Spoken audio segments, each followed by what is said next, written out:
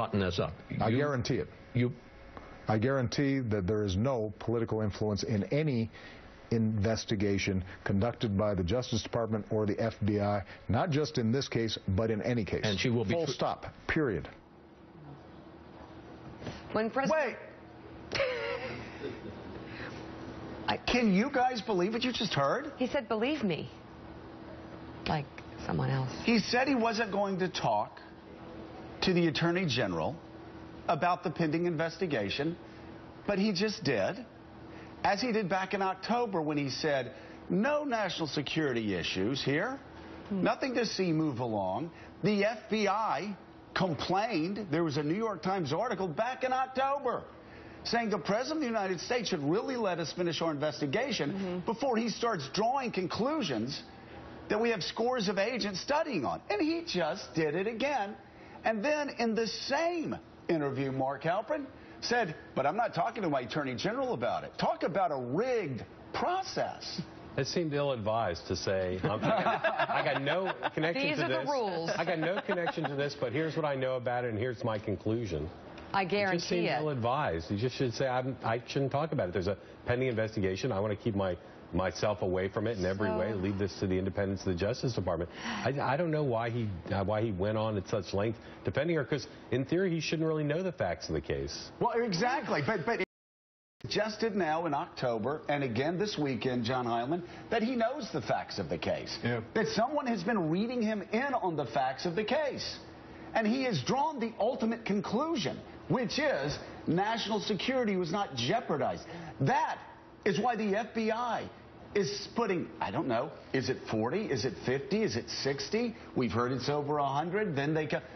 But put on scores of people to investigate this, and then the guy that at the end of the day runs the entire government says, oh, there's nothing to say. In Alice in Wonderland, we call that verdict first. That is verdict first, while he is at the same time saying, I guarantee there's going to be a fair investigation. You're going to like the way it seems ill-advised to me on two different levels. One is that by saying this, he's undermining, if the Attorney General decides that there's nothing, that there's no problem, he's undermining that conclusion by having prejudged it. He's also, just in a purely political context, he's also implicitly putting his finger on the scale in terms of Hillary Clinton versus Bernie Sanders. Campaigning for Hillary. May as well endorse her. He should be, again, and if I were a Bernie Sanders supporter, I would not appreciate the President of the United States doing something that, as Bernie Sanders criticizes her judgment on the email thing, having the President weigh in on her side on national television. If I were a Bernie Sanders supporter, I would find that inappropriate. And Nicole, what if you were the director of the FBI and you had been killing yourself to run a fair investigation, and twice the President of the United States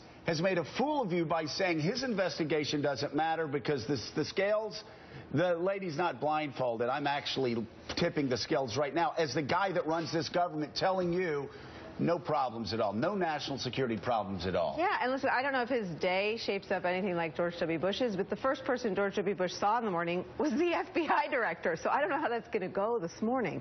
As a staffer, I would have prepared him by saying, I know Hillary Clinton, I know what kind of person she is, I think she has good judgment, and I would have told him to leave the investigation alone. So I don't know if he got that advice, he has some smart people around him, and ignored it.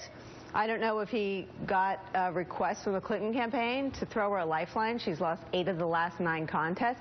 But again, you go back to the backdrop on which this campaign is being waged, and it certainly felt like someone putting their finger on the scale for someone for whom the investigation has not been wrapped up. A criminal investigation is being rigged. Right. It wasn't for him or her, I don't think. For whatever it's worth, last month, Vice News reported that after the State Department released more than 30,000 of Clinton's emails, there were 22 that were not released because they were deemed top secret and would cause, quote, exceptionally grave damage to national security if disclosed. So take what Barack Obama said, Mark Halperin. Said, I don't think she did anything that impacted national security. The President's own State Department said 22. He goes, I know classified, and then I know classified. No. The State Department said there are 22 emails that, if released, would cause, quote, exceptionally grave damage to America's national security. How does the president go out and say, oh, there's nothing? Does the president, is the president's standards that much lower when it comes to America's national security than his own State Department? It's similar to her cavalier attitude about the way she handled secrets. And anyone in the government shares this view that there's overclassification. But I'll just say again, I agree with Nicole. I just don't understand why he's commenting on it. He's making the case. It's as if he's like the Clinton campaign communications director in trying to exonerate her before the investigation's completed. He's the last person in the world who should be doing it. Especially, isn't this the same president, John Heilman, that wanted to throw reporters in jail and was more aggressive with reporters about classified secrets being leaked than any president? And this is a president that's saying no big deal when the State Department is saying that there are at least 22 emails that would cause, quote, exceptionally grave damage to America's national security if released. If a reporter passed that information on, this president would have them in jail already. I mean, look, the inconsistencies there are pretty profound, and I think the ill-advisability of him commenting on this is just, again, on multiple levels. It's just something he should not be involved in. It plays into our theme today. Should not be talking about it. All right. Politically, legally, rigged system. Anyway. The people versus the powerful. Well, the powerful will win. This is a rigged system because if a reporter had done this, that, let's say, I don't know, worked for the AP or worked somewhere else and had classified information like this and passed it along through a server that was not secured, that reporter would be in jail.